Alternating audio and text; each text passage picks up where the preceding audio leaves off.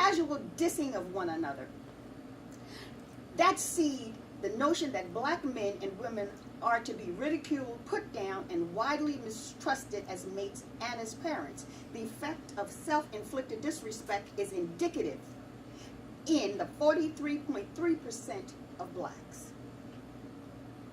Disrespect. Disrespect. And not only that, and you guys chime in whenever you want, okay?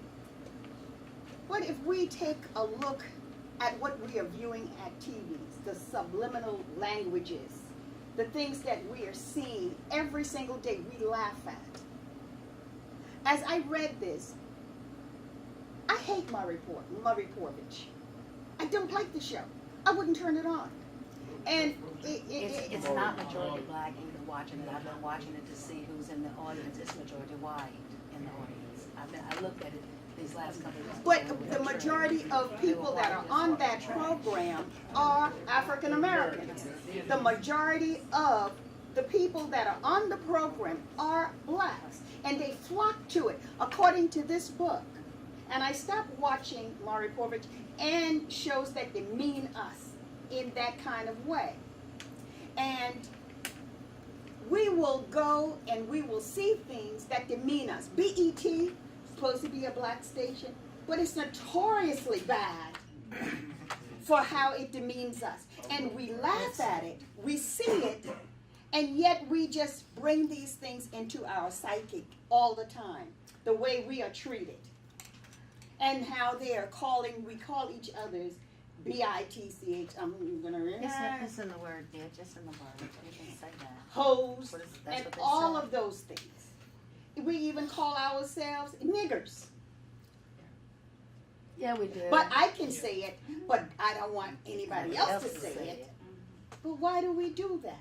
Why? That's brainwashing. That has been passed down. It has been passed down.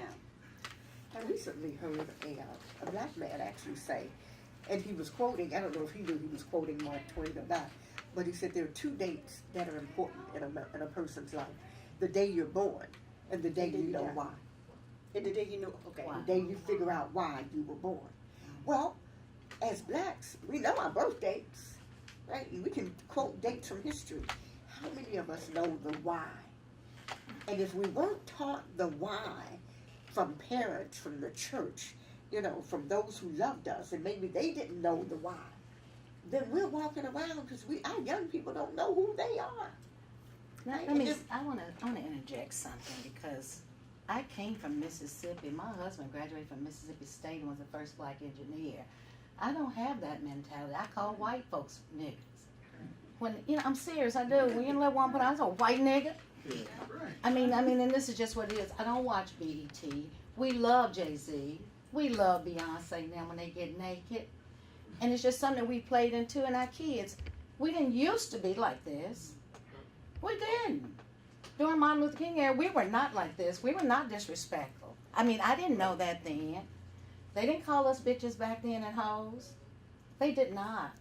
I don't remember that from that era. This is something new. And I think, as much as it's being brainwashed, I also think that we have a lot of young mothers that just don't, they've had babies that have had babies. And when a baby... But the reason is why they have babies. But let me say this, having lust. Why? Lust and temptation, when it comes together, brings forth sin. Lust in you, lust in me, lust in anybody. The lust is in everybody. Temptation is in the world. So when I see women go out to the mall and you know you don't have no money and you know you can't handle that, stay away from that. This is something we haven't learned that's in us. We have a tendency to want to put it now on somebody else. I think we can do anything you want to do when you make your mind up to do it. I mean, my great ancestors were slave owners. I'm a product of that. But at the same time, when I look at what we do to one another, it's what you're saying, it's a whole lot worse than what white people could ever do to us. Because we degrade each, like I said, we don't hear them calling us bitches and whores in our music. And our children have to say that. I don't. A short break for a sponsorship, commercial announcement, and we're going to get right back to that. This program this evening is made possible by Hollingsworth Auto. And Hollingsworth has been in business now almost 100 years. They are fantastic at making your car look like new. It's also being brought to you in part by Antioch Foot and Ankle Group, her husband. So we thank our sponsors and we ask you to patronize them. Antioch Foot and Ankle Group, they treat all kinds of lower extremities of the foot, and especially people who are prone to having diabetes. Okay? So they're located on Montgomery Crossroads right here, 1704. Montgomery Crossroads. Hollingsworth is on Montgomery Street downtown. So I thank them for helping us to keep this program going. I'm going to go back in just a little bit and piggyback just a little bit on the research based on what Ms. Hebron was talking about. And she is right. We're not here to blame anybody per se. We are here to find out why we are still suffering from the effects of slavery and what can we do about it. If you remember, back in the book, the slave master could choose any black woman he wanted to, whereas white women were completely denied to African Americans. Black men were looked as studs. They were supposed to be hung like horses. Okay? A white man could have a baby, and this is what he could have sex with any slave, and nothing would be said. All right? So if you were fortunate enough, you got to be a house Negro. If you were unfortunate, you were a field Negro. So if you were born if your father happened to have been white, you were born with a lighter skin. Some of us even passed for white because we know the mistreatments that we would get if they found out. But according to the white man, if you had one drop of Negro blood, you were considered black. Thomas Jefferson, in this book, was a big proponent or perpetrator of what we went through, of the slave trade. Now, I'm not saying, and I know she's not saying, we all do that. But the messages are so subliminal. I read in this book also that a young black girl who got pregnant, I mean, if you are being beaten and you see your people stripped from you, and grant you this is going back many, many years ago, but it still happens. It still happens today where kids are being beaten. They're being brutalized. She says, well, if I get pregnant, at least I'll have somebody who would love me. When I read that, it brought tears to my eyes because she didn't think of that that was handed down. She felt like she was not loved. Your parents were stripped from you, or they were sold elsewhere. Okay? Now we can bring this thing all the way up to right now today.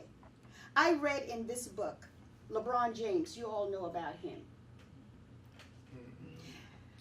that in 2008, on the cover of Vogue magazine, they pictured LeBron James. You're shaking your head like you agree.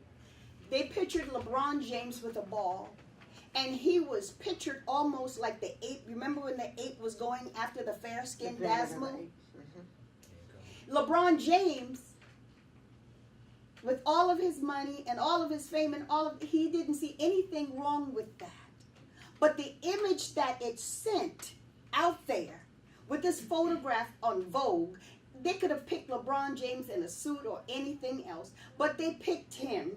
And I challenge you to go home and Google the April cover of Vogue magazine. You will see exactly what I'm talking about. So the messages, sometimes we don't even know we are being used with the messages that we are being used for.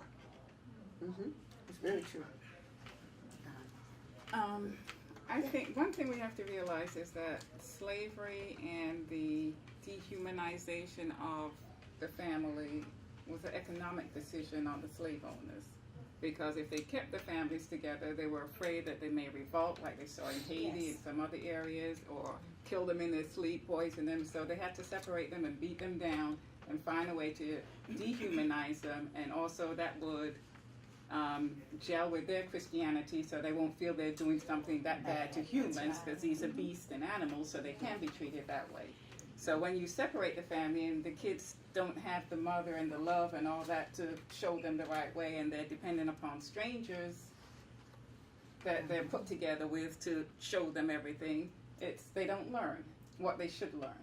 And then carry that through generations. But at some point, we've had good leaders, like you said, Martin Luther King throughout the years, and Malcolm X, and everybody telling us and showing us the way. And back in those days, with the Black Power, Black is Beautiful, and everything else, we were moving forward, I feel. And we weren't disrespecting ourselves. We had more self-love, and Black is Beautiful. We were dressing, we were wearing our hair natural and everything, and moving forward. And then all of a sudden, we did a reverse turn. And like you let's said, find out that why that reverse turn took. well, the message is that The when messages. I think it's economics too, because Yes, when yes. there's a shortage of jobs and everything, and they're fearful that these black males are too educated, so they're going to come and take our jobs, then the school system gets even worse, and then they don't educate them. And when you're in school, they don't teach you anything, and they don't care if you sit there and don't learn. They don't encourage you to learn And so unless this, you fight to learn. and so what we're seeing is institutionalized racism, Right. and even what this author says calls racial socialization. You know, for blacks and whites, where we are buying into it. There's another movie. I was watching lots of movies lately. Whitewater. And the little black boy wanted to see what whitewater tasted like, because he was forbidden in the civil rights movement.